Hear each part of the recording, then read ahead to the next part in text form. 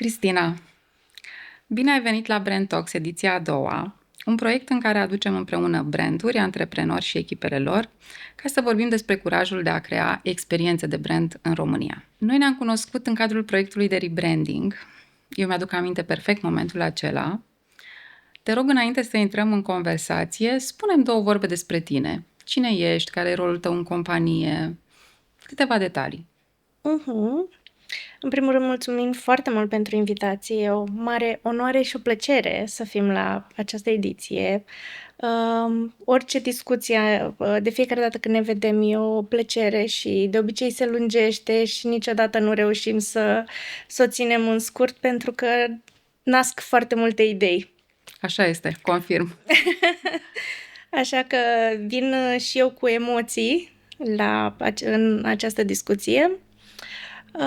Numele meu este Cristina Rusen, m-am alăturat echipei Gurs Medica în urmă cu 3 ani de zile, 3 ani și jumătate chiar. Și rolul meu este cel de director de marketing, coordonez activitatea de marketing și tot ce înseamnă acest proces creativ și modul în care comunicăm. Hai să spunem și compania, pentru că la un moment dat discuția noastră se va duce către audiențe, către cine sunteți, ce faceți și atunci aș vrea să punctăm puțin și câteva date despre companie. Spune-ne cine este Gursk. Gursk este cea mai faină companie în care eu am lucrat până în prezent. Mi-aduc aminte încă din primul interviu până în ziua de astăzi, fiecare moment important pentru mine. Gursk este o companie distribuitor de soluții medicale, un ecosistem complet, se adresează medicilor și cabinetelor stomatologice. Poți să-mi spui ce te-a făcut să zici, da, Gursk este pentru mine? Nu știu, dacă îți mai aduce aminte de la interviul pe care l-ai dat pentru angajare, poate ceva așa. Am văzut că aveți foarte multă emoție în companie și poate poți să ne destăinui ceva, un mic secret. Momentul în care am zis da a fost chiar momentul în care am intrat pe ușă până să cunosc oamenii. M-a atras foarte mult lumina, culorile, plantele, tot ce era acolo era viu, prietenos. Și apoi a fost interacțiunea cu Arhipo Gurski, fondatorul Gursk. Mi-am dat seama din primele momente modul în care creează el acest business, modul în care relaționează cu oamenii, atât cu cei din interiorul companiei, cât și cei din exterior. Ca să zic așa, a fost dragoste la prima vedere. Deci ne-ai zis așa puțin despre culori, lumină, deci ești foarte vizuală, da? Și apoi ai vorbit despre Arhip Pogurski, fondatorul. Cumva ai îmbinat cele două lucruri, vizualul și omul din spatele business-ului. Asta este ceea ce te ține și astăzi, iată, la 3 ani de când ai zis da pentru Gursk? În continuare și foarte des mi se confirmă motivul pentru care eu sunt aici și sunt aceste valori care definesc compania, care pornesc din rădăcinile fondatorului și se transmit mai departe către fiecare membru al echipei. Lucrurile nu s-au schimbat de-a lungul timpului, doar am evoluat ca și oameni, ca și companie, dar acele valori regăsite încă din prima zi mi se confirmă în fiecare zi. Foarte frumos. O să audă și Arhip și cred că o să-i facă inima așa. Te rugasem să vii la această discuție și te rugasem să aduci cu tine 1-2 fotografii. Poți să-mi spui ceva despre prima dintre ele? Sigur. Aș vrea mai întâi să-ți mânez această fotografie. Aceasta este fotografia pe care am ales-o. N-a fost foarte dificil ce drăguță e! N-a fost foarte dificil să aleg fotografia, trecând chiar cu o seară înainte de acest interviu prin tot albumul foto. Ți-a revășit amintiri în momentul ăsta. Da. Când am văzut fotografia, mi-am dat seama într-adevăr că e o fotografie care mă reprezintă. Este o fotografie cu bunicii mei. eu am fost crescută de către bunici și valorile mele ca și om, care se regăsesc și în ziua de astăzi, au fost formate de către ei, întrucât cu ei am petrecut toată copilăria până chiar aproape de liceu. Deci nu mergeam doar în vacanțele de vară, efectiv acolo stăteam cu ei și încă trăiesc acele emoții și mă emoționează în continuare această fotografie, pentru că ceea ce am învățat de la ei este respectul, claritate, sensibilitate. Sunt rădăcinile mele și chiar am un simbol pe care îl port zilnic, este copacul vieții, pe care l-am tot timpul la gât. Ce frumos! Care să-mi aduc aminte de rădăcini, de unde am plecat și care sunt valorile mele, indiferent de momentul meu din viață, indiferent de greutăți, indiferent unde sunt, să-mi aduc aminte că de acolo am plecat. Astea sunt valorile mele și să le păstrez. Îți iei resursele de acolo atunci când, nu știu, se întâmplă ceva și ai nevoie să te întorci la ceva drag? Este ancora mea. Bunicii sunt ancora. Uite, îmi place foarte mult, e o scenă într-o plină mișcare, aș zice, și tu ești surprinsă de ceva ce povestește bunicul? Sau are o expresie în care pare că îți zice ceva, iar tu ești surprinsă? Îți mai aduce aminte efectiv ce povestea sau ce era? Nu mi-aduc aminte exact ce povestea, dar e o dinamică foarte plăcută dată de către bunicii mei. Bunica este foarte caldă tot timpul, vede întotdeauna partea pozitivă a lucrurilor, iar bunicul meu este foarte dinamic, foarte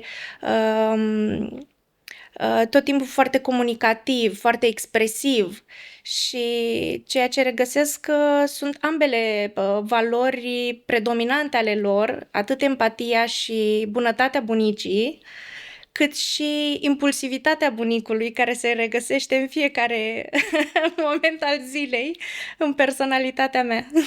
Să știi că ai descris perfect bunătatea și blândețea bunicii, mâna care te ține așa, te protejează, și bunicul care, nu știu, face spectacol. Aici știu, ești absolut fascinată de el. Câți ani aveai aici? Veselia familiei.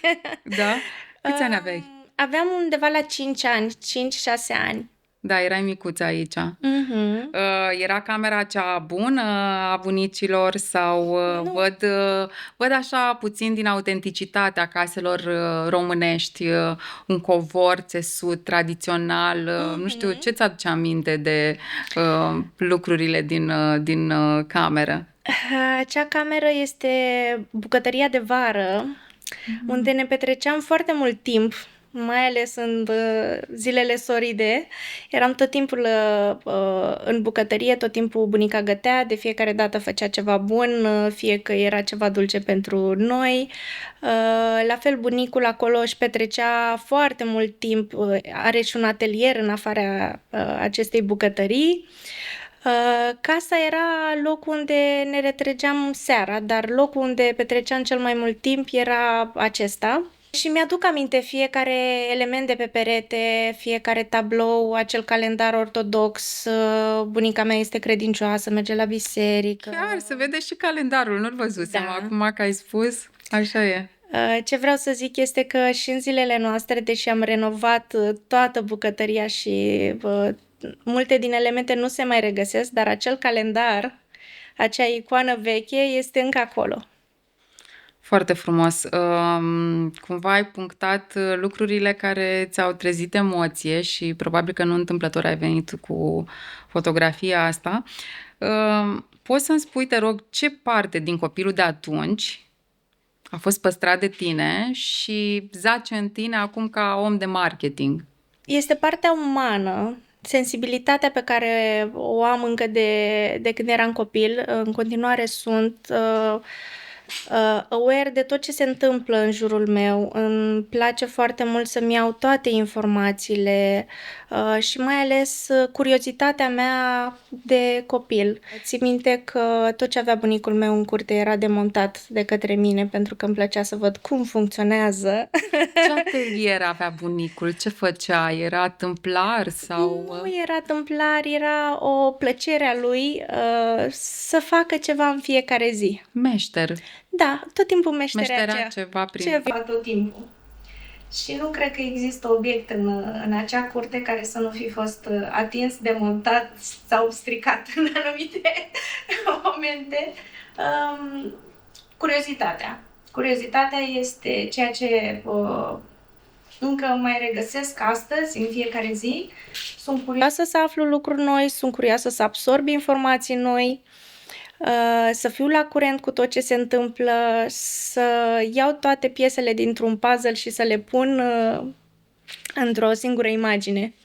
Cristina, dacă îmi permiți, o să destăinui așa un pic, poate nu întâmplător, ai adus fotografia asta din bucătăria de vară.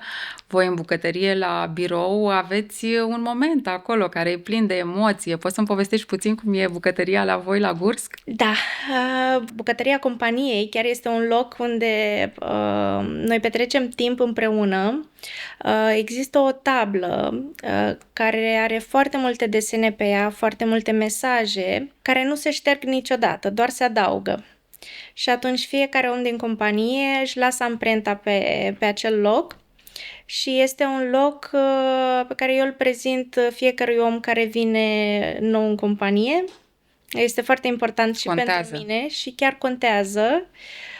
Și ce pot să zic, chiar colegilor noi care s-au alăturat în echipă, le-am prezentat acest spațiu intim al nostru și a fost unul din motivele pentru care ne-au ales.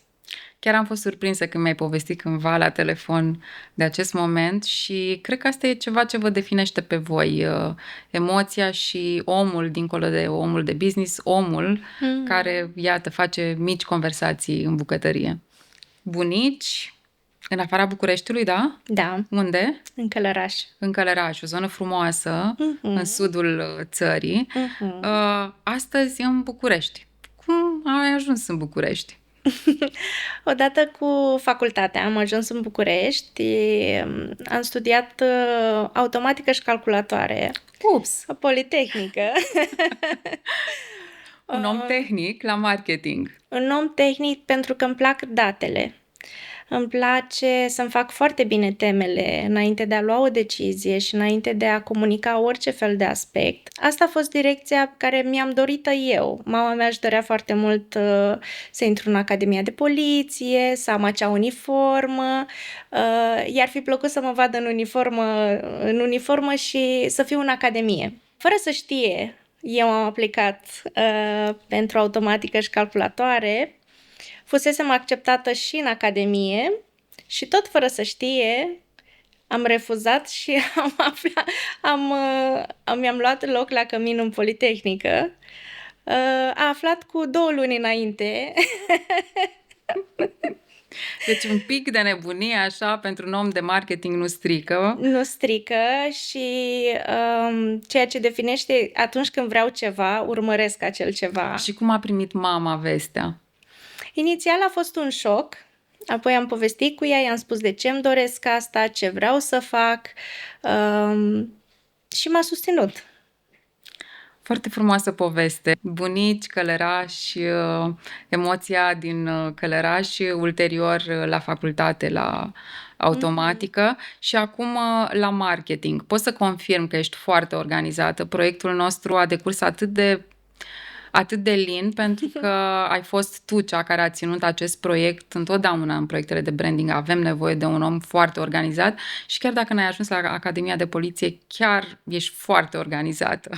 Și cred că Gursk și tot ce faceți voi acolo proiectează această imagine prin oamenii săi. Ai spus curiozitatea, emoția, te-au adus aici. Care a fost momentul zero în care tu ai zis vreau marketing? Tot această curiozitate. Eu lucrând în programare, am lucrat în programare și asta am făcut. La un moment dat a făcut ceva, un click în mintea mea și am zis vreau să încerc să fac și altceva pentru o perioadă scurtă să văd dacă mi-ar place. Și am zis 3 luni de zile vreau să testez să fac altceva. Dacă mă atrage, atunci o să fac un switch. Dacă nu, atunci o să rămân pe ceea ce știu deja să fac. Spune-mi, te rog, iartă-mă că te întrerup. Care a fost momentul, adică lucrai la ceva care deja era monoton sau Da. poate deveni o sursă de inspirație pentru cei care astăzi programează, de exemplu, că iată un switch de 3 luni Da. planificat a devenit ceva la lung. Da. Ce anume te-a intrigat să încerci altceva? Ce a fost acolo? Cred că o parte din copilul meu și o parte din eu ca om este această creativitate pe care o aveam încă de când eram copil. Ceea ce îmi plăcea mie să ofer oamenilor de ziua lor, de sărbători, erau lucruri făcute de către mine, scrise de mine. Ce frumos! Da, și toată lumea era super încântată. Încă am acasă o cutie plină cu toate aceste momente, cu toate cuvintele formulate, apropo de emoție. Trebuia să te rog să vii cu cutia aia, mă trec acum fiori. Cutia trebuia adusă aici, cred că acolo era un nestemat. Da. Ca să zic așa, momentul zero a fost momentul în care mi-am dat seama că aș vrea să fiu mai creativă, aș vrea să fac mai mult, aș vrea să fiu provocată zilnic. Simțeam că nu sunt provocată suficient. Poți să-mi spui ce făceai programare ca să înțeleg un pic mai clar? Da. Pentru mine programarea e ceva ce face Marius, nu știu, niște coduri. Pe scurt este că lucram cu baze de date și identificam vulnerabilități și mă ocupam de tot ce înseamnă securitatea celor baze de date și felul cum sunt afișate informațiile. Să nu fie sparte, să nu fie hăcuite serverele, ceva de genul ăsta? Da. Și inclusiv la nivel de cum sunt afișate informațiile către cel care Erau frumos afișate? Erau frumos afișate. Asta pot să zic. Dar sigur. nu atât de designate cum este astăzi Gursk. Da.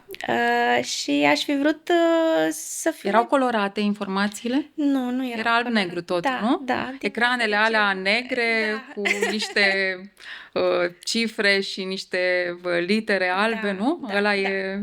Ăla e, ai imaginea perfectă. Aveai nevoie de un pic de culoare. Și care a fost primul job în marketing? Primul job în marketing a fost în cadrul unei companii care fabrica produse handmade din sticlă. Și atâta creativitate cât am văzut acolo, efectiv cum se făcea fiecare.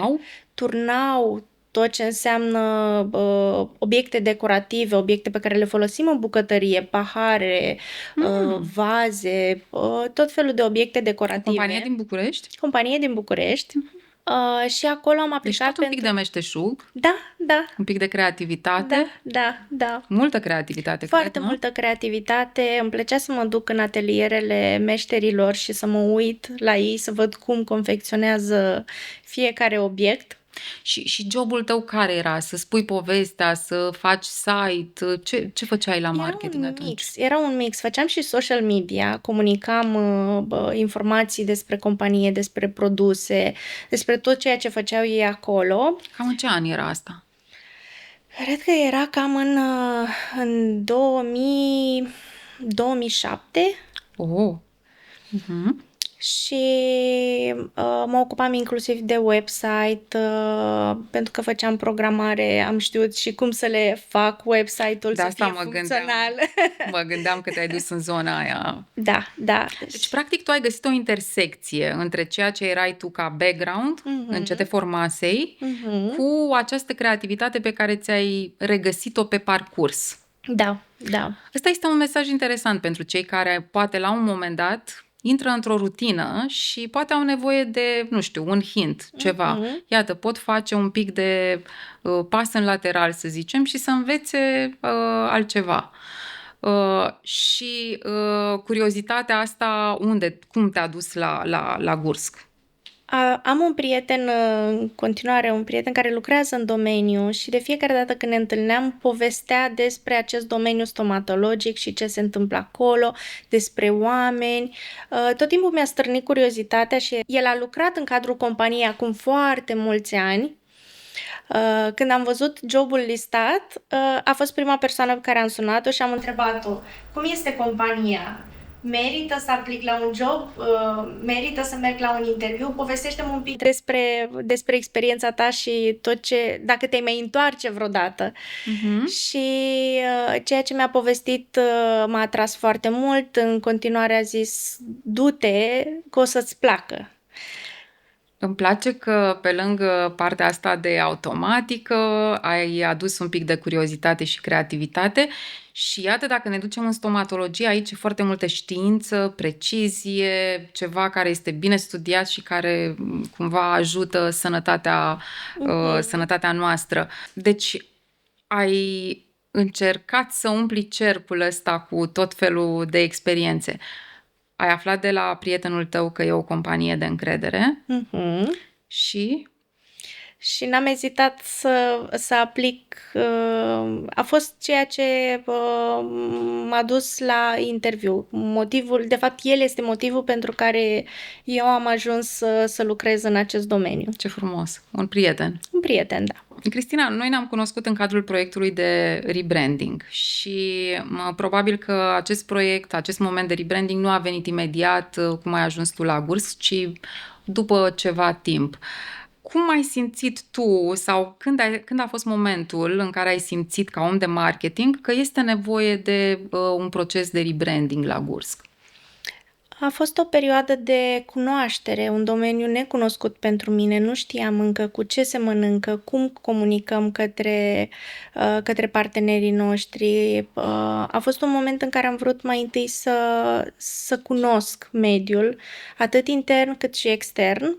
Iar momentul în care mi-am dat seama că este nevoie de rebranding, a fost momentul în care mi-am dat seama că compania este la un alt nivel, că ne dorim mai mult, suntem în plină ascensiune și merită să scoatem la iveală toate valorile noastre și să avem un fir roșu în toate comunicările noastre, atât vizual cât și comunicările din texte, din social media, newslettere. Vroiam un fir roșu în care legam toate aceste canale, și ceea ce făceam noi la marketing, cât și ceea ce făceau colegii noștri din vânzări, colegii noștri pe partea financiară, back office și așa mai departe. Practic, înțeleg la 2 ani și ceva, după ce ai asimilat industria, categoria, cine sunt partenerii clienți, partenerii furnizori, da? Pentru că aveți foarte multe audiențe, asta am descoperit și eu, și a venit momentul rebrandingului. Ajută-mă puțin să povestim cum a fost procesul ăsta în care tu ai convins fondatorul, managementul, da? Că este nevoie de acest demers. Uneori oamenii de marketing sunt ascultați, alteori sunt challenge-uiți pentru că trebuie să pregătească, să documenteze. Spune-ne puțin așa din culise, cum a fost pentru tine procesul ăsta? Din fericire, sunt un om de marketing care este ascultat în companie. Norocos. Cum am adus subiectul de rebranding și nevoile noastre, a fost un click imediat în mintea ownerilor, în mintea lui Arhip Pogurski și a Danei Pogurski. N-a fost nevoie de prea multă convingere. E ceea ce am simțit și eu și ceea ce au simțit și ei.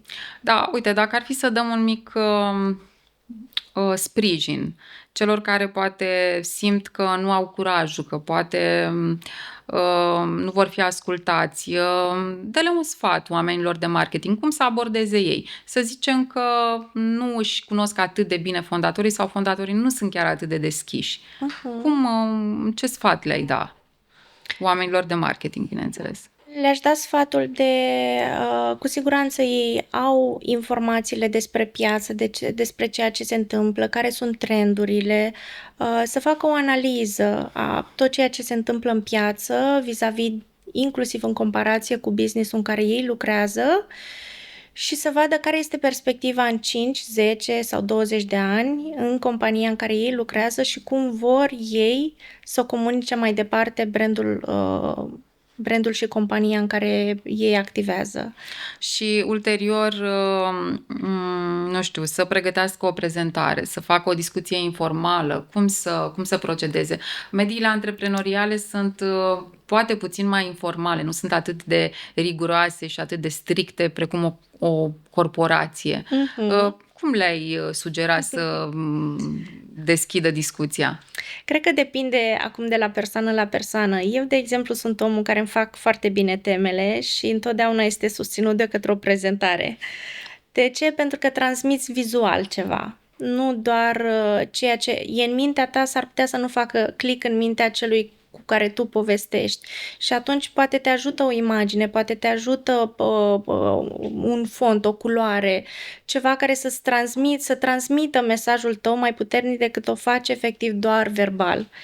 Deci sfatul meu ar fi, da, să fac o prezentare, nu neapărat foarte pompoasă, cu foarte multe cuvinte, dar reprezentativă și care să transmită. Ok. Deci să identifice nevoia, să creadă foarte mult în demers, Da. să facă, nu știu, câteva slide-uri și să meargă cu ele să le prezinte așa cum simt ei. Așa cum simt ei, pentru că discuțiile vor curge și atunci o să facă loc efectiv unei discuții care să ducă mai departe către acceptarea acestui proces de rebranding. Tu mai trecusei la celelalte joburi printr-un demers de genul ăsta de rebranding? Nu. Nu. A fost prima oară pentru Și cum mine. te-ai documentat tu? Pentru că totuși procesul de branding este ceva relativ nou, este ceva nou în mod special pentru antreprenori. Și cum ți-ai făcut tu temele? Dă-ne niște, nu știu, spune-ne cum ți-ai documentat. Ai citit cărți, ai studiat Google-ul sau AI-ul? Research-ul a fost în primul rând făcut pe istoria companiei, cum a comunicat compania de-a lungul timpului. Am vrut să văd dacă sunt schimbări în felul cum comunică, în imaginea pe care o comunicat de-a lungul timpului și apoi am studiat atât companiile din România cât și companiile din afară, să văd care este trendul, dacă există schimbări. Mi-am dorit foarte mult ca această analiză să aibă loc, să nu fie neapărat perspectiva mea, felul cum îmi doresc eu ca acest brand să iasă în piață, să comunice, ci să fie un proces prin care reiese cum că ne trebuie un rebranding, ne trebuie o identitate nouă sau efectiv și tone of voice-ul pe care îl comunicăm, n-am vrut să fie doar alegerea mea personală, ci am vrut să fie o alegere bazată pe niște informații care sunt studiate, niște informații din interiorul companiei. Am vrut să fie mai mult decât ceea ce îmi doream eu să transmit. Uite, îți mărturisesc că eu mi-aduc aminte perfect întâlnirea pe care am avut-o, prima întâlnire pe care am avut-o. Mi-ai dat niște indicații foarte clare cum se ajunge la voi. Mi-a plăcut guideline-ul pe care mi l-ai făcut. Ai venit și m-ai întâmpinat jos la voi. Asta a fost un alt punct cheie care mi-a plăcut și, bineînțeles, după aia întâlnirea, care a fost savuroasă și, nu știu, cred că am făcut click din primul moment. Ce ți-aduci tu aminte din prima noastră întâlnire? Mi-aduc aminte căldura dintre noi și felul cum ne-am sincronizat și am simțit că te cunosc de foarte mult timp. Am simțit că vorbim aceeași limbă și am simțit că respir efectiv odată cu tine. O valoare foarte importantă pentru mine și această umanitate și această căldură. Îmi aduc aminte foarte bine momentele. Le retrăiesc și acum. Atunci când îți faci temele așa bine cum le faci tu, evident, cred că ți-ai setat și niște criterii pe care le căutai la agenția de branding. Îți mai aduce aminte ce voiai să bifeze agenția cu care urma să lucrați? În primul rând, să aibă experiență în tot ceea ce înseamnă branduri, rebranding și foarte important pentru mine a fost să văd o complexitate vis-a-vis de brandurile cu care au mai lucrat, să văd branduri din mai multe industrii și ceea ce m-a convins pe mine a fost website-ul care arăta într-un fel și foarte mult felul cum a fost documentat fiecare proiect în parte, pentru că pe mine m-a ajutat să-mi fac temele foarte bine și să înțeleg cine este Inoveo și ce a făcut Inoveo de-a lungul timpului și ce face astăzi Inoveo. Și apoi am văzut Brand Talks, i-am ascultat pe antreprenori, am vrut să văd cum comunică ei experiența și pe mine m-a ajutat acest ecosistem și foarte, foarte mult documentarea fiecărui pas. Uite, căutam pe telefon mail-ul pe care mi l-ai scris în data de 15 mai 2024 și zicea așa: numele meu este Cristina Rusen, marketing manager Gursk. În acest moment ne confruntăm cu o lipsă de identitate clară a brandului nostru și ne dorim să inițiem un proiect de branding pentru crearea unui brand book comprehensiv care să reflecte valorile și viziunea companiei noastre. Bineînțeles, mail-ul continuă, mi-ai atașat un company profile, un brief de brand book. Am fost surprinsă că ai dat atât de multe detalii ce vrei să cuprindă brand book-ul și mie asta mi-a plăcut, pentru că mi-a spus mail-ul tău că am în față un viitor partener care știe foarte bine ce să ceară, chiar dacă proiectul nostru poate a devia puțin de la prima solicitare, însă în mare mi-a plăcut că ți-ai făcut foarte bine temele și asta a fost un semn pentru mine că avem în față un partener foarte documentat și care știe ce vrea. Aș vrea să mă întorc la ceea ce spuneai tu. Te-ai uitat, ai văzut site-ul nostru, ai văzut ce spun partenerii noștri la Brand Talks și ai văzut că avem branduri din foarte multe categorii. Uite, aici voiam să ajung. Pe noi ne întreabă uneori clienții la prima întâlnire, clienții existenți sau potențiali, ne întreabă ce proiecte am făcut în categorie și noi le răspundem că e foarte importantă rețeta. Pentru că uneori, chiar dacă ai făcut un proiect în aceeași categorie, dat fiind faptul că ceva s-a schimbat, contextul, obiectivele, strategia, s-ar putea să nu mai fie relevantă experiența unui proiect din categorie. Ajută, dar uneori poate să te și încurce, pentru că ai senzația că știi, dar dacă lucrurile se schimbă, s-ar putea să nu știi suficient. Cum ai considerat tu că e un plus că o companie are, iată, o experiență din toate, câte puțin din toate? Care a fost? De ce ai considerat că e un plus ăsta? Este un plus pentru că este o experiență acumulată în timp.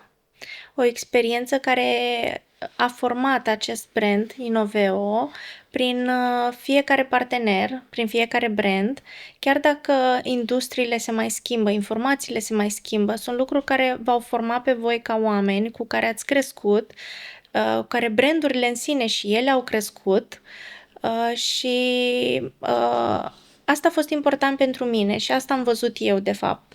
Nu am căutat un partener care a lucrat neapărat în domeniul nostru, ci un partener care a ascultat mai mulți oameni, mai multe voci și care a dus către această experiență acumulată de-a lungul timpului. Experiența e ceea ce formează noi branduri, noi identități pe baza a ceea ce ați trăit deja. Așa este și aici subscriu, sunt de acord cu ceea ce zici și raționamentul pe care l-ai avut, pentru că Inoveo nu este agenția, nu știu, distribuitorilor de soluții pentru medicii stomatologi, însă, așa cum am lucrat și noi, avem rețeta prin care putem să ajungem la ceea ce numim noi identitate de brand. Întotdeauna când inițiezi o discuție, îți setezi niște așteptări și ulterior vezi dacă acele așteptări s-au bifat sau nu s-au bifat. Cum am răspuns noi ca agenție la așteptările pe care le aveai? Pot să zic că Și să nu ne lauzi doar, pentru că vreau să fie pe bune. Da. Pot să zic că lucru care mi-a plăcut cel mai mult din primele momente, înainte efectiv să intrăm în proiect și în audit și în tot ceea ce am făcut noi, a fost planificarea. Eu fiind om care își planifică foarte bine lucrurile, mi-a plăcut foarte mult să văd cum ați planificat fiecare etapă. Aveam foarte clar când se întâmplă, ce se întâmplă, cu cine, cum, înainte efectiv să intru în fiecare etapă a proiectului nostru și ăsta a fost primul lucru care mie mi-a plăcut. Organizarea și planificarea lucrurilor. Apoi, în faza de audit, mi-a plăcut foarte mult întrebările pe care voi le-ați pus, curiozitatea pe care voi ați avut-o și ce mi-a plăcut a fost să descoper perspective diferite și curiozități pe care eu nu le-am avut și le-ați declanșat voi. Oare la ce te referi? Mi-a plăcut foarte mult workshop-urile interne pe care noi le-am avut, am descoperit și alte valori ale oamenilor cu care lucrez zi de zi. M-am apropiat mai mult de ei și am înțeles mai mult decât brand ce este în spate. Și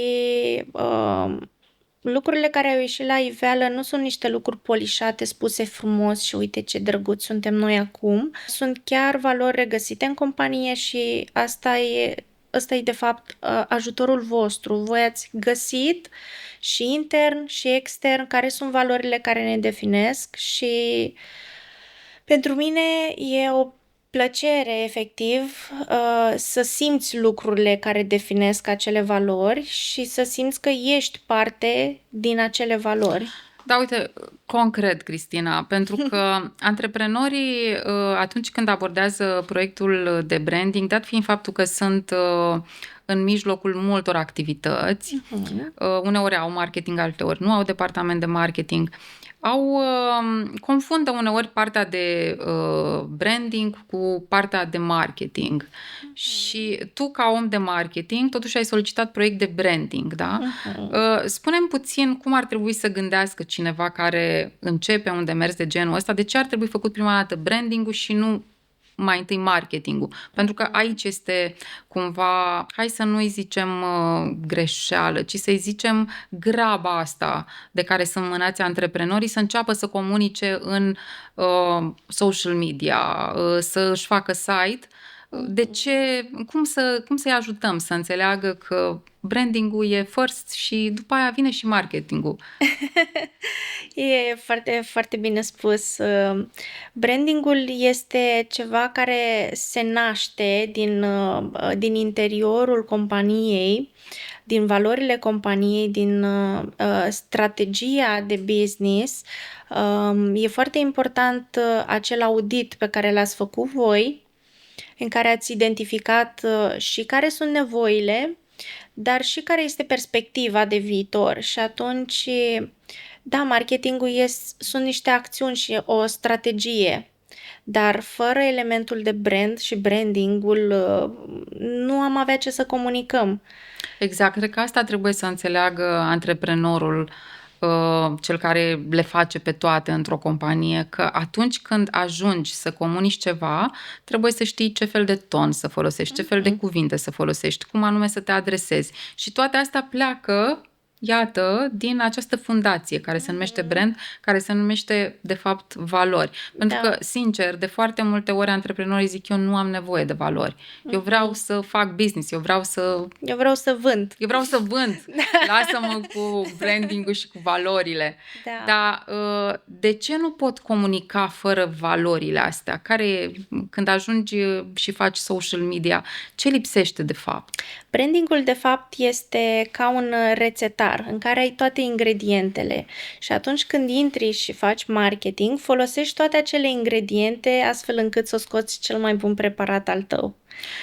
Uite, concret, voi în social media, după ce ați primit setul de valori și platforma de brand, articularea, cine suntem, de la primul implant la prima soluție, cum ați tradus asta mai departe? Pentru că să înțeleagă lumea, uite, să intre pe social media la voi, să vadă că nu sunteți doar, nu comunicați valori neapărat.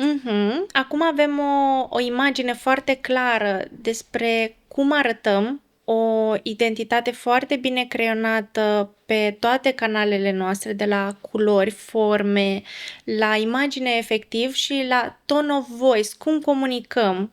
Este foarte important tone of voice-ul și felul în care alege fiecare brand să comunice, să fie real, să fie așa cum transmite brandul respectiv. Hai să punctăm așa ca să fie foarte clar. Deci, prima dată este strategia de business, după aia e strategia de brand și după aia vine strategia de marketing și după aia câmp deschis pentru comunicare în social media către absolut toate canalele.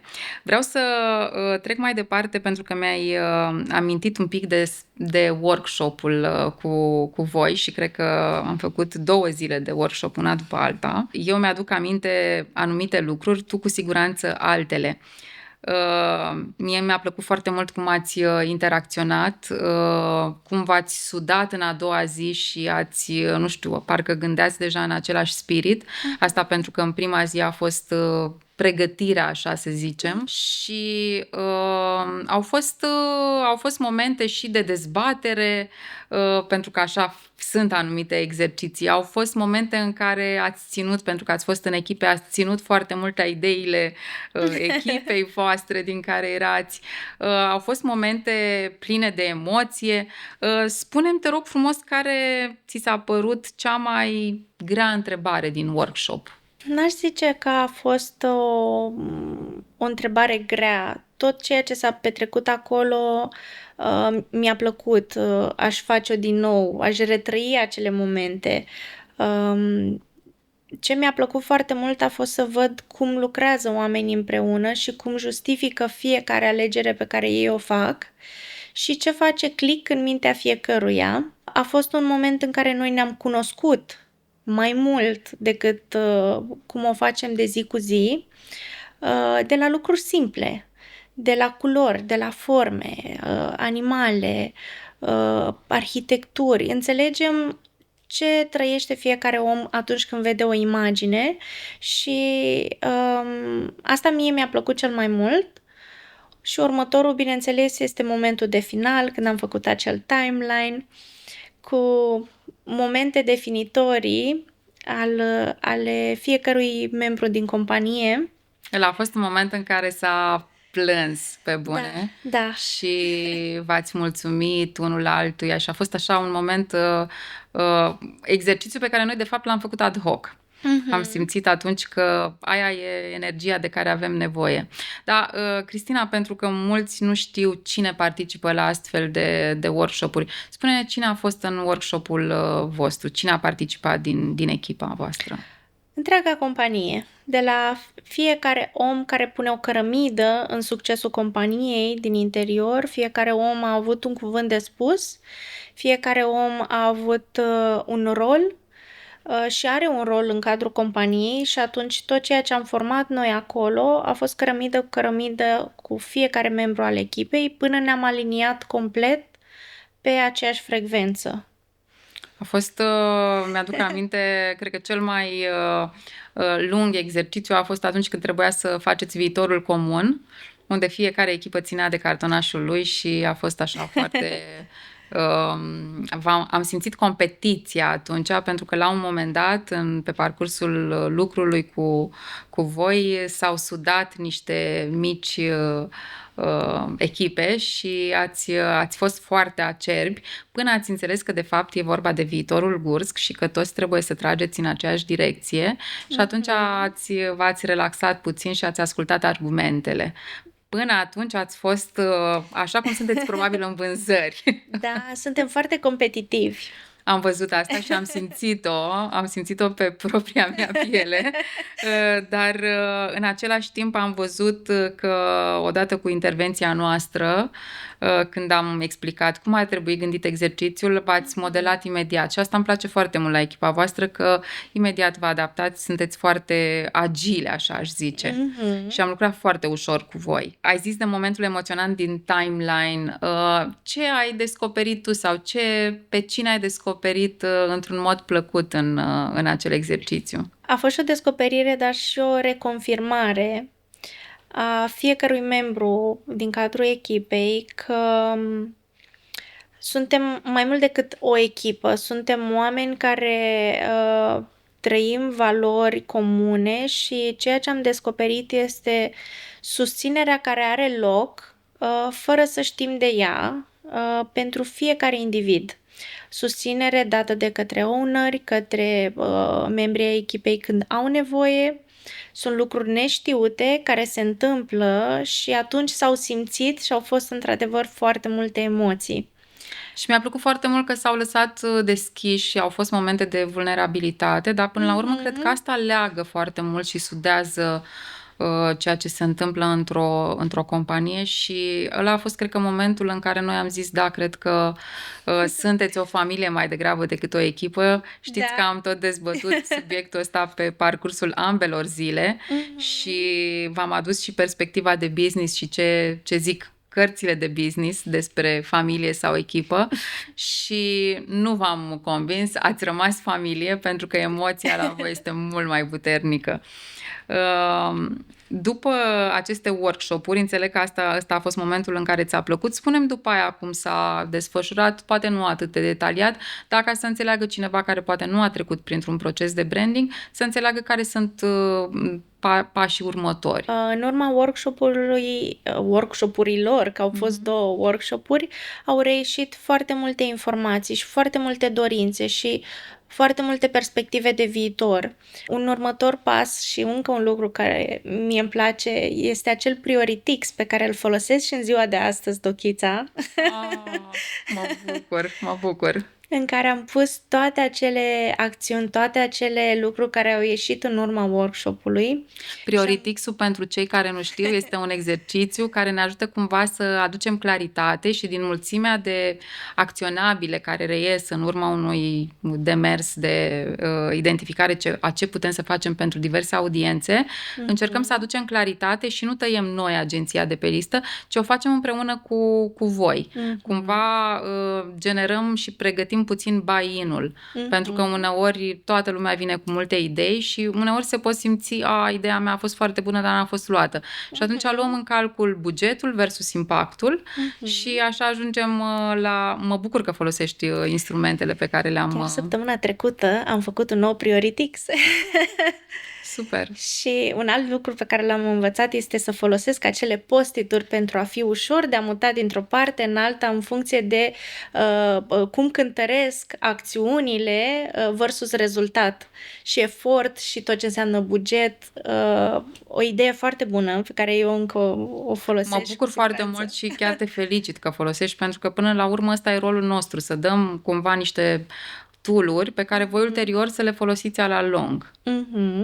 Și am luat efectiv din workshop fiecare mod în care tu ne-ai ghidat spre a face alegeri, spre a ne defini și îl folosesc și în ziua de astăzi din cadrul echipei, în care pentru fiecare acțiune, fiecare proiect povestim și argumentăm fiecare modul în care vedem lucrurile și luăm decizia ca echipă. În funcție de argument. În funcție de argument.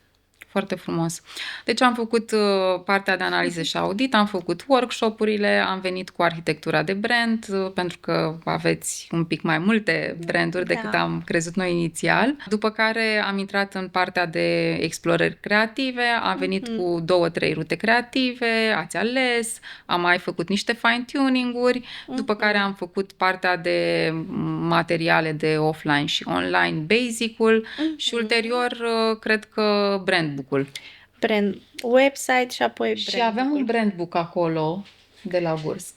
Și ultima fază a primei, să zic așa, primei noastre anexe, ca să zic concret, a fost un brand book. Ți-ai imaginat că brand book-ul va fi atât de gros? Nu știu, poate se vede așa, sau așa, sau așa, sau așa, care îmi place foarte mult și care practic v-a dat un pic de structură și a generat, să zic așa, un soi de template-uri cu care voi să lucrați foarte mult.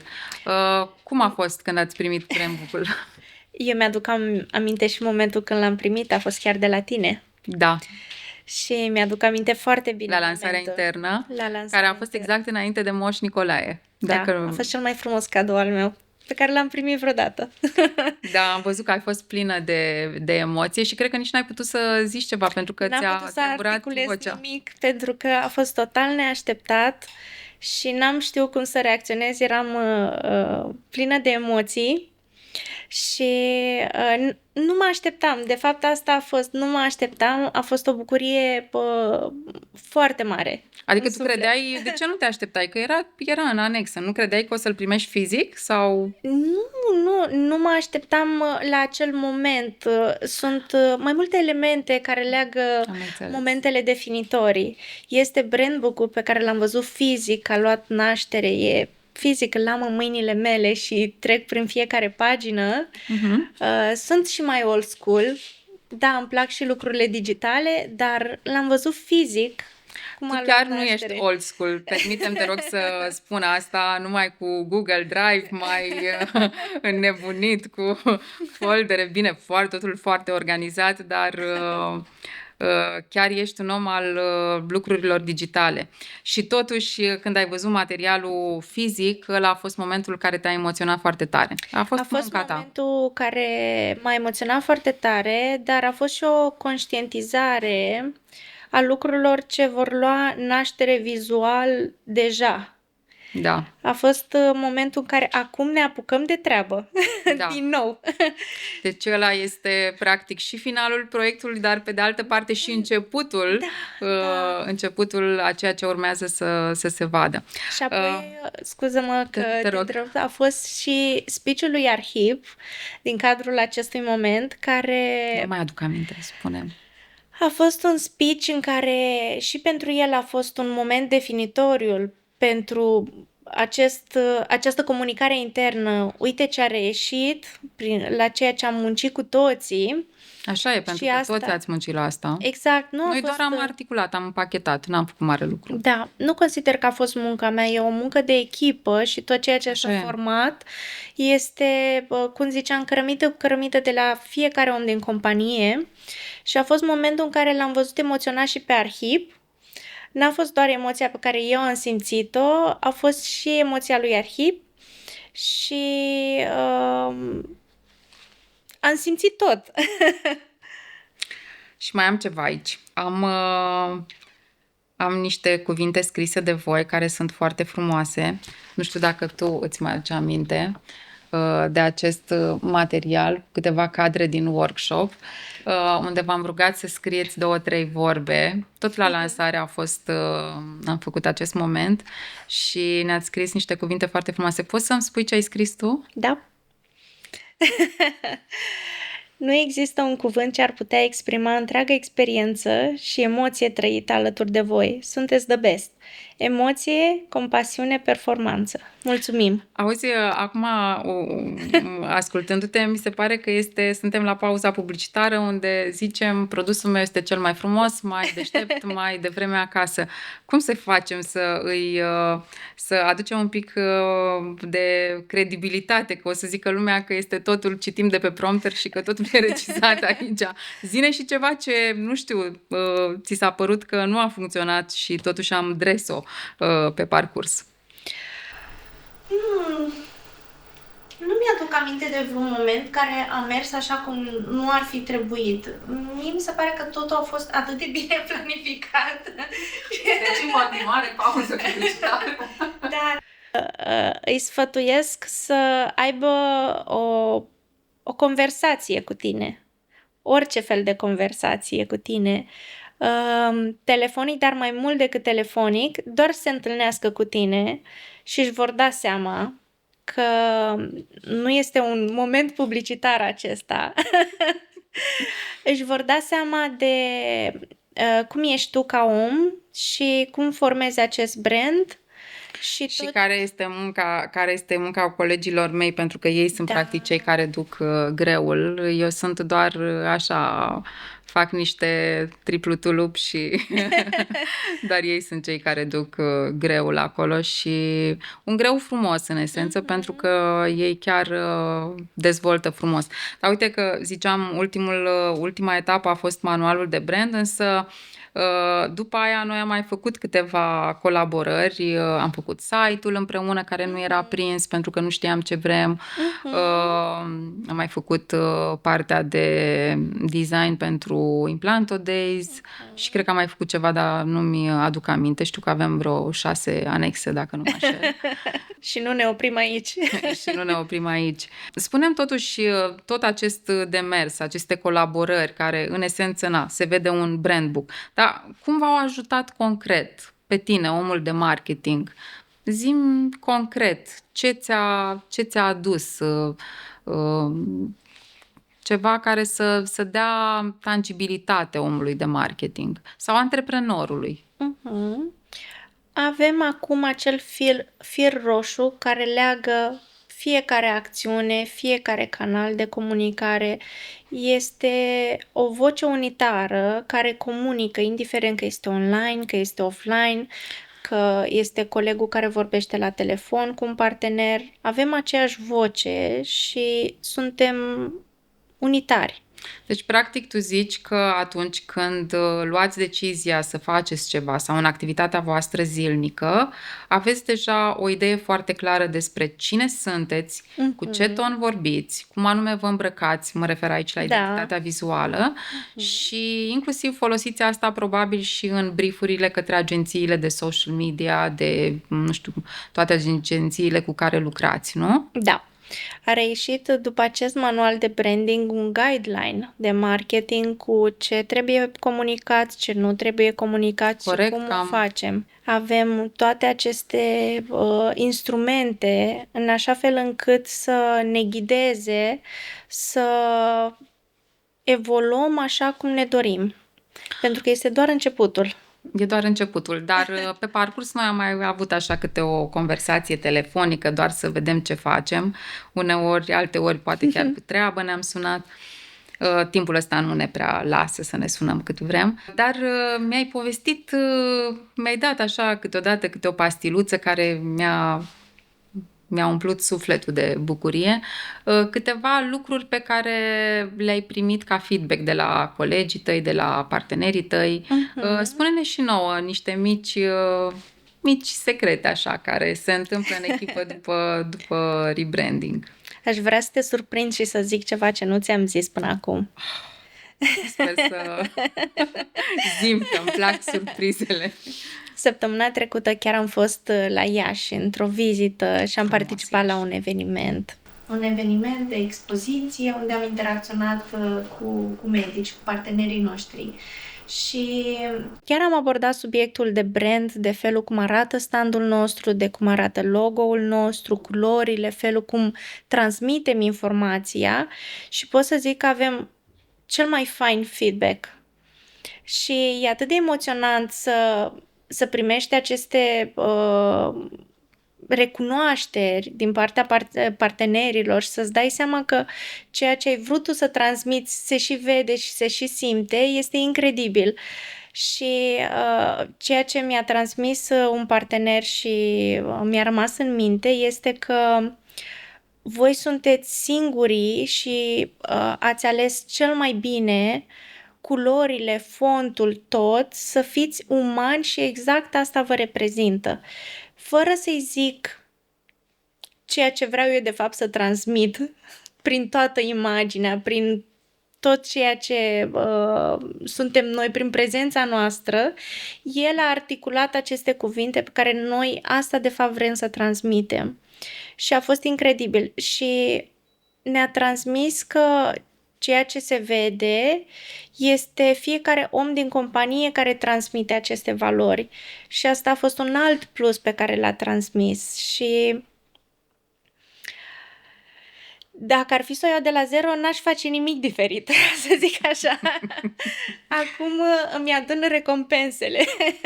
Foarte frumos și chiar meriți pentru că ai inițiat, ai coordonat, ai fost... Mă surprinde, ăsta a fost un feedback din partea unui medic?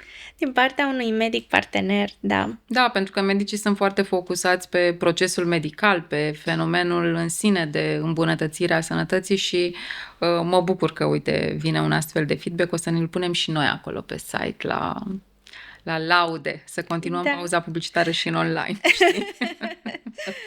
Feedback-ul este foarte pozitiv, nu doar momentul cu expoziția de săptămâna trecută, dar fiecare element pe care noi îl punem în piață, că este o postare în social media, că este un carnețel, un flyer, feedback-ul este foarte pozitiv în modul în care comunicăm acum lucrurile, în felul cum arătăm. Zi-mi cum au lucrat cei din design, pentru că ceea ce facem noi uneori poate să pară riguros, prea standardizat și într-un fel e de înțeles, pe de altă parte... Totuși, noi suntem o agenție care creează cumva un soi de echilibru între a nu standardiza prea mult și pentru a da libertate ulterior în implementare. Zi-mi cum au reacționat colegii tăi din design. Pot să zic că la început a fost o provocare pentru ei. O provocare să adapteze materialele așa cum am stabilit că ne dorim să arătăm. A fost o provocare care a ținut un pic, n-a fost chiar ușor pentru ei. Știu că mi-ai spus, m-ai sunat și mi-ai zis, dar tu ai zis că te ții acolo strong și așa în manual nu schimbăm nimic. Da, între timp am devenit mai flexibilă. Ok. Da. Pentru că și eu atunci parcă venisem cu niște soluții un pic mai degajate și tu ai zis, nu, asta e în brandbook, așa facem. Am zis că hai să încercăm să punem lucru cu lucru exact așa cum este în manual și vedem pe parcurs dacă avem lucruri de schimbat sau ne-am dorit să fie diferit, dar mi-aș dori pentru început să articulăm așa cum este în manual. Riguroasă. Riguroasă, da. Dar ce pot să zic este că odată cu acest manual și cu acest ghid avem și o altă eficiență prin care facem lucrurile. Pentru că totul este... sau o mare parte din lucruri sunt standardizate. Știm cum trebuie să arate un pic, știm cum trebuie să arate un plic, un steag. De la lucrurile... Dar concret, spune-mi, te rog frumos, cum îl folosiți? Nu știu, luați pagina și o trimiteți la agenția care face promoționalele sau cum procedați? Că uite, poate dăm un hint celor care nu știu ce înseamnă eficientizează. Noi designul facem in-house. Designul facem noi după guideline și, bineînțeles, este însoțit de o paletă de culori, de niște CMYK-uri, niște pantone. Exact asta vrem să iasă și... Care le luați din manual. Le luăm din manual toate aceste informații și, da, ajung la agenția care creează materialele, mock-up-ul nostru plus guideline-ul de cum trebuie să arate materialul final. Cristina, acum după procesul de rebranding, după lansare, după o perioadă de implementare, pentru că deja s-a scurs ceva timp, dă-mi o definiție a procesului de rebranding care să îi ajute pe cei care încă nu au trecut printr-un proces de genul ăsta. Rebranding-ul este un proces prin care înțelegi cine ești și definești mai bine care sunt valorile tale, ce te reprezintă și dai direcția pentru următorii ani. Și un mesaj pentru antreprenorii care încă nu au trecut, fie că sunt antreprenori, fie că au un om de marketing, dă-le un mesaj. Ce ar trebui să facă? Cred că primul pas este să identifice nevoile lor și pe baza acestor nevoi o să nască, de fapt, toate aceste idei către rebranding și către acțiunile viitoare. Mi-ai dat puțin mai devreme un feedback venit de la un partener, de la un medic stomatolog sau implantolog, nu știm exact ce era medicul respectiv. Dar una din audiențele voastre importante este și cea reprezentată de furnizori și voi aveți în portofoliu foarte mulți furnizori. Ce s-a întâmplat în cadrul acestei audiențe? Cum v-au perceput sau cum vă percep ei acum? Nu știu, sesizezi niște diferențe de atunci? Sunt niște diferențe, într-adevăr, fiecare brand are identitatea lor. Provocarea noastră este să ne păstrăm identitatea noastră și totuși să păstrăm și din identitatea brandurilor partenere. Dar ceea ce văd ei este o comunicare fresh, o imagine cu care rezonează.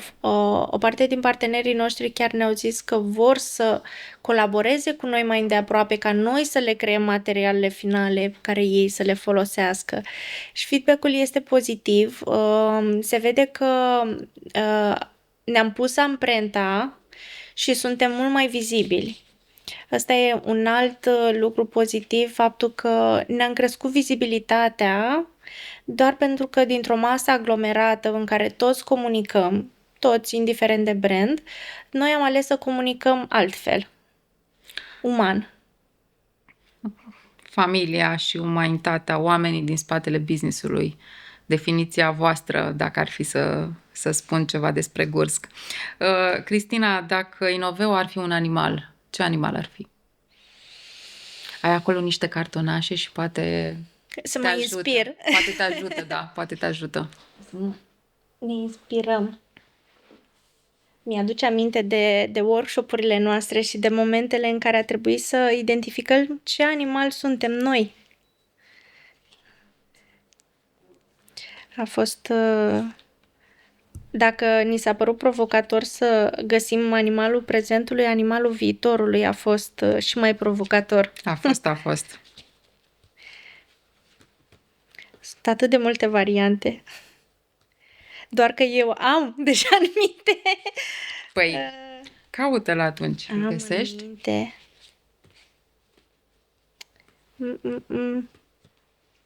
Ce cauți? Caut o buvniță. Hmm. Caut o buvniță, nu știu dacă cineva v-a zis asta, dar e vorba și de, cu experiența pe care o aveți voi, aveți o doză mare de înțelepciune și o perspectivă, o viziune de ansamblu. De asta căutam o fotografie cu buvnița. Ai găsit-o? N-am găsit-o, dar știu din workshop-uri că aveți o buvniță albă foarte frumoasă. Care e din profil, așa? Da, gata, am găsit-o. Am găsit buvnița. Da, și deci ai zis bufniță pentru că doză de înțelepciune Și viziune de ansamblu. și viziune de ansamblu. Pentru că un alt lucru... E nevoie. Este nevoie. Această viziune 360. Apropo de ce ziceai și pentru partenerii voștri, că odată ce ați setat o nouă imagine, adică imaginea asta care e vizuală în esență, asta a proiectat cumva un sentiment de vreau să lucrez cu această companie pentru că îmi place cum arată, este mult mai fresh, nu că n-ați fi fost și înainte, doar că acum aveți mai multă coerență și la nivel de corporate, dar și la nivel de product, acolo unde faceți co-branding. Și ce voiam să spun este că practic partea asta de brand are două componente foarte mari și foarte importante. Pe de o parte este poza, fotografia, da? Ce este ea, ce proiectezi și dacă mai vii și cu storytelling-ul, adică povestea din spate, ceea ce vrei să reprezinte sau ceea ce sentimentele care sunt în identitatea aia vizuală, cumva ai brandul per se. Și asta a fost așa un soi de introducere și un cârlig către următoarea fotografie, pentru că știu că ai mai venit cu niște fotografii de ale tale. Da, am 2 fotografii. Nu te-ai abținut. 2, pentru că n-am putut să aleg o singură fotografie. Hai să vedem despre ce e vorba. Am o fotografie aceasta. Ce frumoasă e. Este o fotografie cu echipa cu care eu am început, echipa mea de marketing. Este un moment de dinaintea evenimentului Implanto Days în care toți am vrut să luăm un pic de aer și să ne pregătim energia pentru ceea ce urmează. În drum spre Poiana Brașov era un câmp plin de maci. Probabil în mai sau iunie, ceva de genul. Da, aproape de iunie. Mhm. Și ne-am oprit pentru această fotografie. E un moment pe care eu îl port în suflet E și foarte frumoasă. am imaginea și pe care o voi păstra în minte și în amintirile mele, pentru că ei sunt cei doi designer grafici care au preluat tot acest manual de branding. Alex și Mari. Alex și Mari, da. Alex și Mari sunt cei doi oameni alături de care am trăit majoritatea momentelor, care cred că mă cunosc cel mai bine, care mi-au văzut toate unghiurile mele și ce am vrut să arăt și ce n-am vrut să arăt. E foarte important pentru că în echipă, atunci când te deschizi, așa se sudează echipa și până la urmă ați tras către aceeași direcție. E foarte frumoasă. Imaginea e plină de emoție și zici că e făcută în, nu știu, în Photoshop. E de un calendar din ăla de pus pe perete. Dar ai zis că mai ai încă o poză. Mai am o fotografie, este de la finalul Implanto Days. Nu este ultimul Implanto Days, dar Ce sentimente îți provoacă? este primul Implanto Days unde am simțit că atunci am înțeles tot ce se întâmplă în jurul meu și am înțeles de ce facem, cum facem lucrurile. Nu este primul eveniment Implanto Days la care eu am participat, este cel de-al doilea. Este cel de-al doilea unde atunci am simțit că într-adevăr a fost adus aportul meu și ce construim. Ai simțit că ai contribuit? Da. Și probabil că a fost și un eveniment care a zis foarte mult profesionalism. Da. Foarte frumos. Da, e un eveniment mult mai business. Dacă prima fotografie era cumva zona de emoție, familie, e și aici familie, pentru că este familia Gurst, Este familia Implanto Days și ești înconjurată de cei cu care lucrezi zi de zi și care sunt probabil a doua ta familie. Și cărora le mulțumesc foarte mult pentru fiecare lucru pe care îl fac ei în cadrul echipei, în cadrul companiei. Contează foarte mult pentru mine fiecare membru, fiecare discuție pe care o avem, indiferent că este la o cafea dimineața sau este într-o ședință sau este într-o sesiune de brainstorming. Contează foarte mult interacțiunea cu ei și tot ceea ce construim noi împreună. Am vorbit despre ancora asta, formarea ta ca om, cum te simți aici, cum ești plină de satisfacții pentru că participi împreună cu echipa la construcția viitorului Gursk și vreau să te întreb unde îți vezi tu departamentul în următoarea perioadă?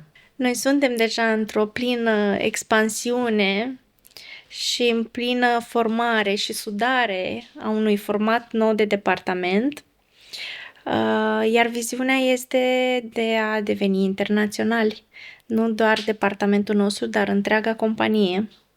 Ceea ce suntem cumva, avem sediul și în Moldova, avem și în Polonia, dar cu siguranță ne vom extinde și mai mult și nu doar în domeniul acesta, pot fi și alte domenii conexe. Ce crezi că ai luat cu tine din copilărie, din dezvoltarea ta, evoluția ta ca om de marketing și se vede cel mai pregnant acum în ceea ce faci? Curiozitatea. Curiozitatea. Ai rămas la fel de curioasă. Și în marketing chiar cred că e nevoie de o doză mare de curiozitate. Cred că e ceea ce mă definește. Zi-mi așa un lucru care te-a ajutat datorită curiozității, nu știu, în ultima perioadă în marketing. Ceea ce îmi doresc eu este să aflu cam Curiozitatea mea se întinde indiferent de domeniu. Nu este doar marketing, este și vânzări, este și business. De ce? Pentru că încerc să absorb cât mai multă informație din exteriorul meu și să-l folosesc către ceea ce știu eu să fac cel mai bine. Fără această doză de curiozitate, cred că ar deveni și monoton. Nu aș ști ce să fac dacă n-aș avea această doză de curiozitate. Doză foarte mare. Doză foarte mare, trebuie menționat asta. Da. Poți să-mi dai un exemplu de o situație, un context în care, poate ceva la limită, în care curiozitatea a fost de ajutor? Mă provoci aici. Păi, eu aș zice inclusiv procesul de rebranding. Nu trecusei prin ceva de genul ăsta. Ai fost curioasă, ți-ai făcut temele și ai convins antreprenorul, ne-ai convins pe noi să lucrăm împreună. Adică, cred că și asta e poate nu e o situație limită cum ți-am cerut, dar tot e ceva. Pentru că nu știai ce este un proces de branding înainte. Corect. A fost chiar o primă experiență în acest proces de rebranding. Am înțeles și eu ce înseamnă și mai mult decât ceea ce știam eu că înseamnă acest proces de rebranding. Și am identificat și de fapt nu neapărat identificat, cât confirmat aceste nevoi pe care noi le aveam și nu știam să le articulăm. Curiozitatea este ceea ce te leagă, da? Dar ai putea să-mi spui cum curiozitatea totuși se schimbă, pentru că tu te schimbi ca om, compania sau evoluția companiei se schimbă. Ce a adăugat în plus curiozitatea asta în ultima perioadă pentru tine după rebranding? Această curiozitate a adus alături de mine oameni cu care cresc, oameni cu care mă dezvolt. Prin această curiozitate pot să zic că am cunoscut lucruri noi. Oamenii din jurul meu sunt cei care mă formează în continuare și alături de care cresc. Deci, iată și valența asta unui atribut pe care îl păstrăm din copilărie până astăzi. El poate, practic, să aducă valențe noi pe măsură ce noi ne dezvoltăm. Și cred că asta și ține compania și echipa într-o dinamică de creștere. Cristina, aș vrea să trecem la capitolul cu întrebări rapide, fulger. Deci dacă poți să răspunzi cu un cuvânt, maxim 2, maxim o propoziție simplă, ar fi ideal. Okay. Vedem câte putem să facem. Brandul tău într-un cuvânt, Cristina. Încredere. Ce carte ai recomanda unui om de marketing la început de drum? Start with Why by Sinek. Care este primul lucru pe care îl faci dimineața? Beau cafeaua. Și ultimul lucru pe care îl faci la final de zi? Îmi planific următoarea zi. Culoarea preferată? Galben. Brandul preferat? F64. Un loc din România care îți place foarte, foarte mult? Bucovina. Un hotel pe care l-ai descoperit recent? N-am ceva în minte. De obicei, n-aleg. Sunt un spot. Un brand românesc care îți place foarte mult? Tot F64. E o poveste acolo. Poate avem timp să vorbim și despre ea. Da. Un român pe care îl admiri? Nadia Comăneci, pentru perseverență și pentru tot ceea ce a realizat ea. Și performanță. Și plusul pe care l-a adus României. Și plusul pe care l-a adus României. Cristina, ce te motivează mai mult? Succesul sau eșecul? Eșecul. Care este cea mai mare calitate a ta ca om de marketing? Încrederea. Care este defectul pe care încerci să îl corectezi sau să îl minimizezi? Cred că este atenția asta la detalii mult prea exagerată pe care o am eu și stresez pe toți din jurul meu până ajungem în punctul ăla exact așa cum trebuie să fie. Cred că uneori e bun pentru că așa ies lucrurile foarte bine. Și siguranță. Și cred că dacă lucrezi la el, și eu mai fac asta. Trebuie să fii un pic dozat și știu, lucrez la asta. Ce faci în trafic? Ascult podcasturi.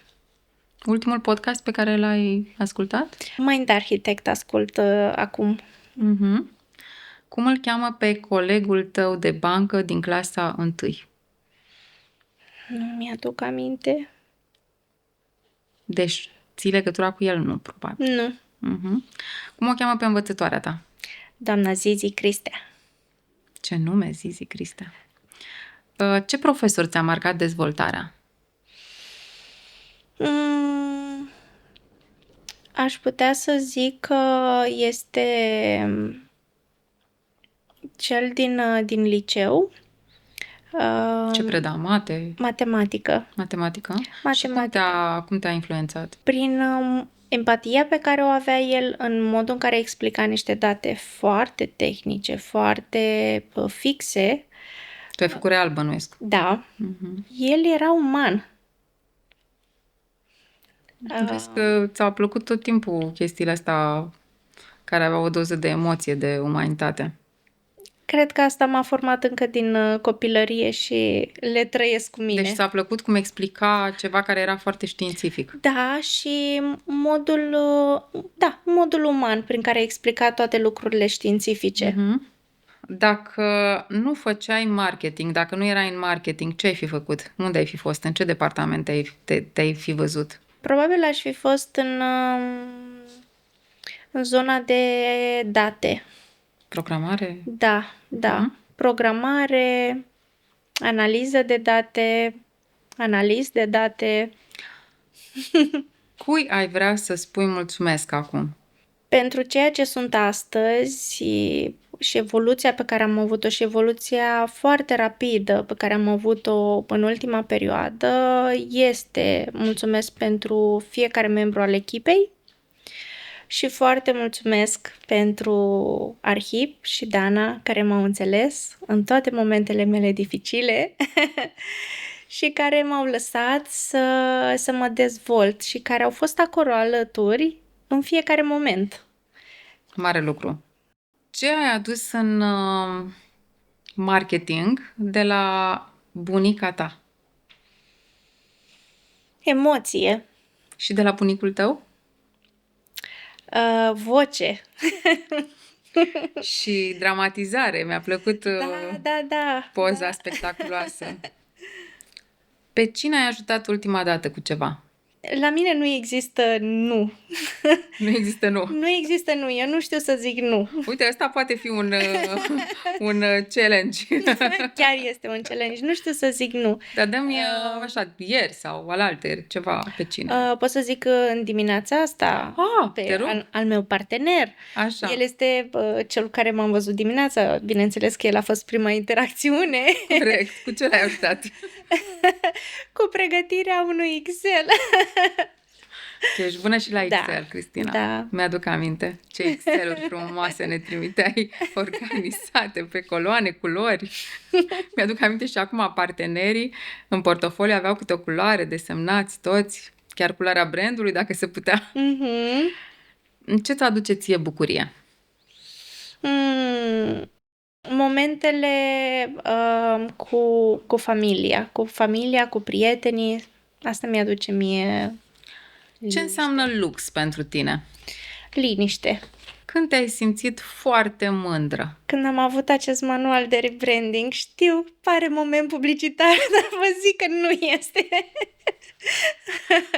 Este Păcat că n-am filmat momentul. Da. Deși cred că Marius a făcut niște poze atunci. Trebuie să scotocim. Este un moment de mândrie pentru că este un proiect de atât de mare amploare care a luat naștere și l-am văzut fizic. E momentul meu de mândrie. Care este ultima fotografie pe care ai făcut-o? Este chiar de weekendul acesta. Prietena mea foarte bună, care am lucrat împreună și s-a legat o prietenie, se căsătorește și a fost petrecerea burlăcițelor. Și bineînțeles, ultima fotografie este chiar alături de ea, cum am încheiat seara. Foarte frumos. Voi aveți niște valori care evident că vă reprezintă foarte mult. Familie, pasiune și o suită de 4 G-uri, dacă îmi amintesc bine. Alege una din alea cu G și zi-mi ce reprezintă ea pentru tine. Grateful, pentru că am această recunoștință încă de când eram copil, pentru toți cei care m-au ajutat pe tot parcursul meu, pentru că omul care sunt eu astăzi nu este doar efortul meu, este ajutorul și acțiunile și altor oameni care m-au format, de la familie, la prieteni, la colegi de muncă, cei cu care relaționez și astăzi. Deci este această mulțumire, le mulțumesc lor pentru omul care sunt astăzi. Te vrei să mulțumești cuiva în mod particular? Un pic mai devreme ai zis să mulțumesc Danei și lui Arhip. Poate din spectrul ăsta mai, să zicem, mai non-birou, non-business. Cui ai vrea să mulțumești? Știu că e greu. Este foarte simplu. Este partenerul meu de viață, care el mă susține în tot ceea ce îmi doresc frumos. Eu. Ce frumos. Vă completați. Ne completăm. El este foarte echilibrat și întotdeauna mi-a susținut fiecare decizie, indiferent dacă a crezut în ea sau nu. A susținut-o până în pânzele albe, Am dacă văzut că asta aveți mi-am niște dorit poze eu. absolut superbe. Cine e maestrul în a face poze, tu sau el? Eu. Tu. Vine de la F64? Vine de la F64. Zi-mi povestea cu F64. Că... F64 ziceam că este un brand alături de care eu consider că am crescut cel mai mult. Am lucrat îndeaproape cu CEO-ul, Marian Alexiu, care a înțeles foarte bine cum funcționez eu și pe ce butoane trebuie să apese astfel încât eu să evoluez. Și care mi-a dat libertatea să descoper și să-mi exploatez toată această curiozitate. Și am fost implicată în foarte multe acțiuni, unele care țin de marketing, dar nu doar. Și am înțeles ce înseamnă business, ce înseamnă brand, ce înseamnă evoluție și am înțeles perspectiva unui antreprenor. Povestea F64 este foarte frumoasă, felul cum au pornit și are această doză de umanitate care eu o regăsesc și astăzi la Gursk și se pare că asta mă leagă pe mine de fiecare loc de muncă. Umanitatea. Da, ai repetat de foarte multe ori asta. Umanitate, Asta e momentul meu publicitar. Credere. Ăsta e, da? Da. Ok. Să țineți cont. Cristina, care e cuvântul tău preferat? Mulțumesc! Dacă te-am invitat ca speaker la un eveniment Innoveo și te-am lăsat să-ți alegi tu tema, să vorbești 7 minute despre subiectul respectiv, care ar fi subiectul respectiv? Probabil ar fi despre personalitățile oamenilor și cum se transpun ele în marketing atunci când comunici. Oh, ce interesant. Deci, stai puțin, personalități, cum se transpun în marketing când comunici. Te referi la brand ca personalitate sau te referi la... Da, inclusiv ca brand, ca personalitate. Sau la influencer ca personalitate care... Ca brand. Brandul este format în spate de niște oameni, de niște viziuni. Eu sunt în această perioadă în care dezvolt foarte mult, de fapt mă informez foarte mult de tot ce înseamnă personalitate, așa că m-ai prins cumva pe subiect. Ok, deci a fost momentul care ți-a declanșat asta. Și uite, am observat că ai lucrat foarte mult în business-uri antreprenoriale. Ai lucrat și în corporații? N-am lucrat în corporații. Dar Gursk îl vezi că are totuși, e destul de standardizat. Îl vezi mai degrabă ca o corporație sau ca un mediu antreprenorial așa mai fluid, mai flexibil? El este fluid, este flexibil. Nu cred că mediul corporativ ar schimba valorile brandului, indiferent dacă s-ar ajunge acolo. Pentru că știu că există această intenție de dezvoltare. Există această intenție de dezvoltare. Și de internaționalizare. Dar eu cred că acest lucru nu va schimba personalitatea brandului, că tot vorbeam de personalitate. Corect. Cristina, pe cine suni imediat după această conversație? Partenerul meu de viață. Și poți să te întreb ce-i spui? Cum a fost cuvânt cu cuvânt? O să mai ai nevoie de o oră jumate. Și ce crezi că o să te întrebe el? Dacă a ieșit așa cum mi-am dorit eu. Și a ieșit? Da. A ieșit? And more. Ne apropiem de final, Cristina. Cu siguranță că mai rămâne în acest moment publicitar prelungit. Dar pentru că noi ne-am întâlnit în cadrul proiectului de rebranding, aș vrea să mă întorc, pentru că obiectivul nostru este să aducem în conversații această idee despre antreprenori, despre echipe și oamenii, de fapt, din spatele brandurilor. Dă-mi o definiție. Ce este, de fapt, un brand și când ajunge el brand? Un brand este, de fapt, un cumul de mai mulți factori. Pornind de la valori, pornind de la modul în care comunică, pornind de la oameni. Un brand este esența folosită pe fiecare verticală a business-ului, că vorbim de marketing, că vorbim de vânzări sau orice alt domeniu, back office, orice domeniu, brandul este ceea ce se regăsește în fiecare verticală. Și pe parcursul proiectului de branding, tu și echipa ta v-ați descoperit și am scos împreună valorile la suprafață. Care din valorile Gursk sunt și valorile tale personale? Pasiune în tot ceea ce fac. Grateful, povesteam mai devreme această recunoștință. Cred că dacă ar fi să aleg două valori principale, acestea ar fi. Spune-mi, te rog frumos, ceva ce nu ai spus nimănui din timpul procesului de rebranding. Un mic secret, așa, pe final. Mi-a fost teamă. Mi-a fost teamă